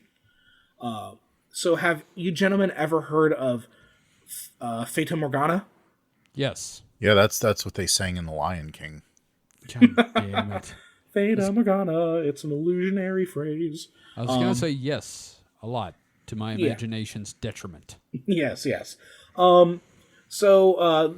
Mike, you're probably going to have to back up what I'm saying here when I get to some of the science, but the Fata Morgana is a form of mirage located on, like, a specific narrow band right above the horizon, and it's named for the Italian translation of Morgan the Fairy of Arthurian legend. Oh, Morgan Le Fay. Mm-hmm. Yeah, see, when you were reading the king's or future king's encounter with the Flying Dutchman, that's exactly what I was thinking of. Mm-hmm. What it could have been, because it could have been, it's close enough to dawn that it could have been, a ship silhouetted against the Soon.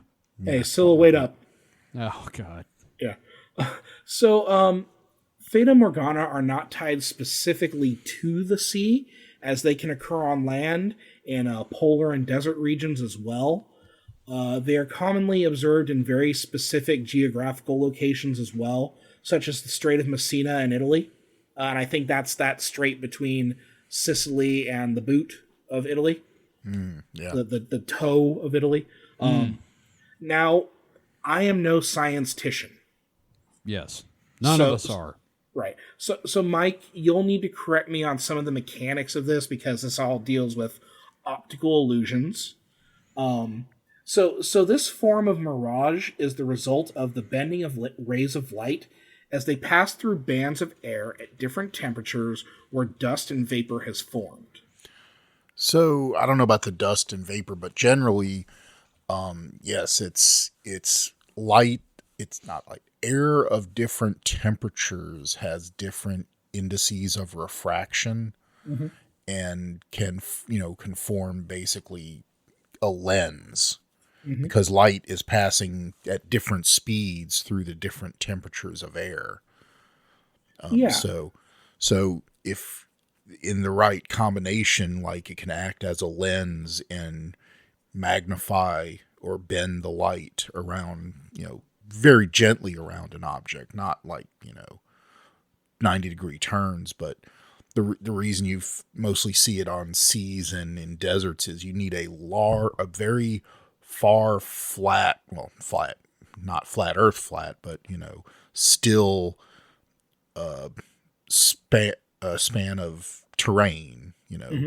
Like the sea. The seas, you'll only see this at very calm seas, because the effect is generally only a few feet or so above the ocean, and obviously if the seas are too high, the waves are just going to obscure it. Yeah. But deserts, of course, can be a nice flat desert, And, like say a dry lake ice, bed or something like that. Ice too, yeah. Ice shelves, yeah. So such mirages can take on all sorts of eerie effects, not unlike those things attributed to Dutchman encounters. Specifically, Fata Morgana mirages can render perceived objects as ghostly, floating in the air, or floating within waves. These sort of mirages have been associated with everything from ghost ships to phantom islands and giants, and yes, UFOs and UAPs as well. Fata Morgana can create a reflection of an object below the horizon and make it appear as though it is floating through the air above water. It just depends on the particular reflective band of air and vapor. Just kind of throw my nerd stuff out there. Lovecraft used them to a very creepy effect, and At the Mountains of Madness as well. Well, yeah, I mean, imagine you're a sailor in, the 17, 16, whatever hundreds, and yeah, you can see weird things on the ocean, but you don't know why. So you just basically come up with the best explanation you can. And if you're looking out, especially, after, when they have, telescopes and stuff, and you're looking out, surveying the sea, and you see a boat, but it is hovering, looks like it's hovering above the water. Well, what else could it be? So, I feel like that is probably the best explanation for a lot of this. It's plausible that, I suppose that, there are ghost ships out there. I don't think you can explain every single thing with, oh, no, it's just a trick of the light.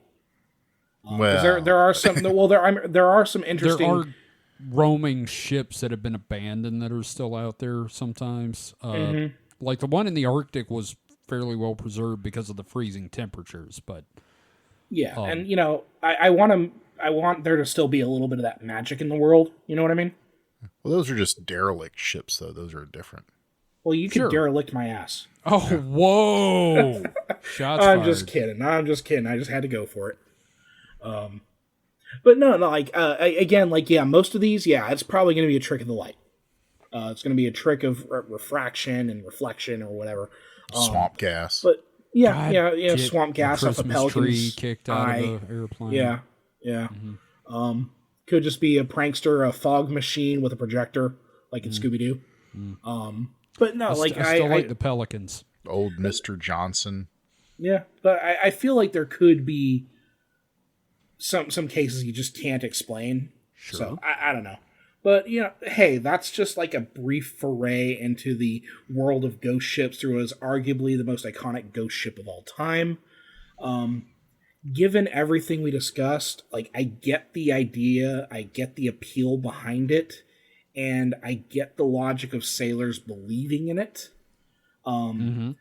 I also really appreciate the historical connection of the Dutchman as a link between the age of sail and the repercussions of that era on our modern world today. I just don't feel like there was a singular ship called the Flying Dutchman. What we have here is the amalgamation of numerous sightings and superstitions into an easily reproduced, intriguing passage. But that's cool too. So, what do you gentlemen think? Well, I am honestly always happy to talk about this era.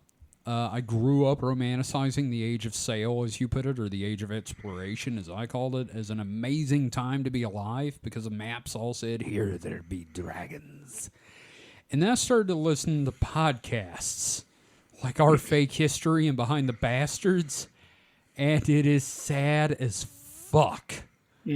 But I still find the period really fascinating to learn and talk about. And I really think we're going to be coming back to this one because, like I said, there are other ships, there are other mysteries. We might talk about USOs and stuff.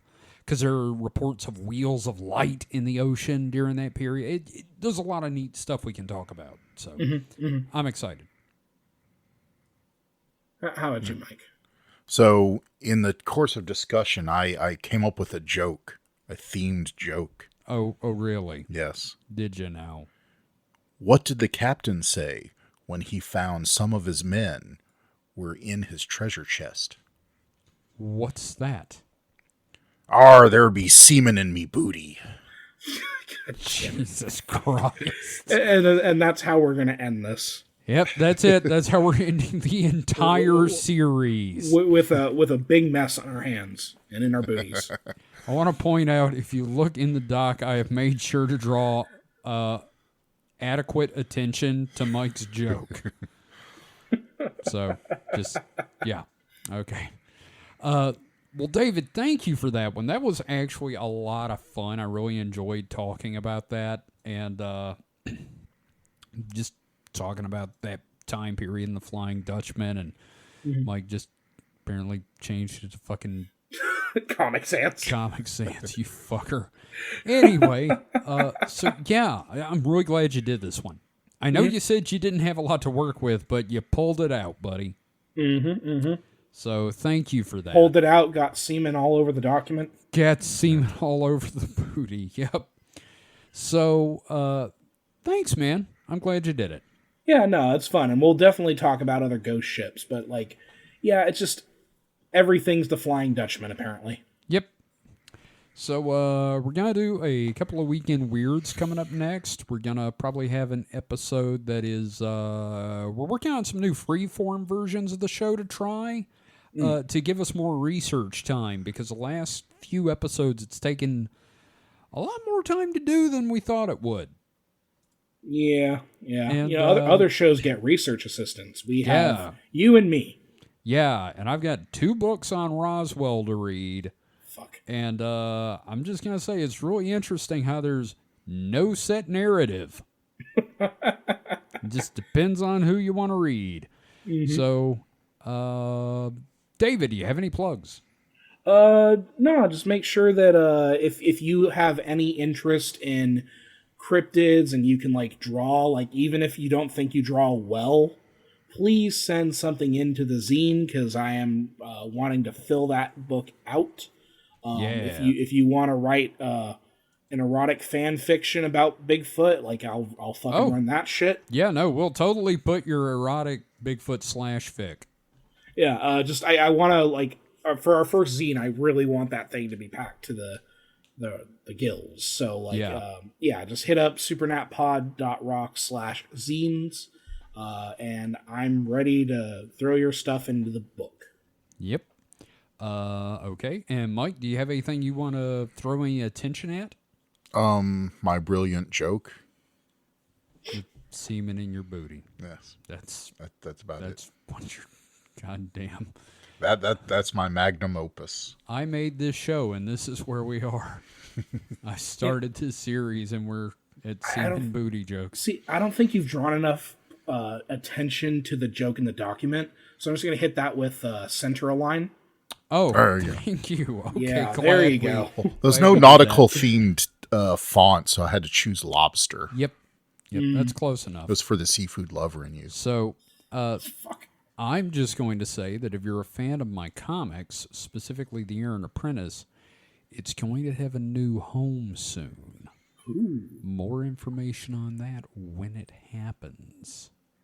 And we'll talk about that more in depth when it happens on the Distraction Hole. But strange things are afoot at Kevin's Circle K of Comics. Kevin's K-hole. God damn, Mike with the holes. Jesus. So, thank you everyone for listening. Don't forget, you can head over to supernatpod.rocks. That is supernatpod.rocks to find out more information about the show, listen to past episodes, check out our Patreon, head to our Discord, find a link to our YouTube channel, which is now caught up, and you can leave information for us. And holy crap, we had a comment, and I'll read it on the next Weekend Weird. Oh yeah, I forgot about that. So thanks everybody for listening. We will see you next time. So until then, stay safe and stay froggy. Goodbye. I was going to say, may your Dutchman remain aloft. May your Dutchmen remain flying, yeah. Yep. And your booty. Oh, no, I won't go there. God damn it. You and your booty. It's so distracting, Mike. Stop distracting us with your booty. But it's so shiny. Because of the seaman. No, it's because of the gold. Mike, are there seamen on your poop deck? No. They're below decks because, it's raining. Aren't you guys in your late 40s? Yep. Supposedly. I'm about to be pushing 50. Chronologically, but mentally, we're 12. Yep, 12, 13, somewhere in there.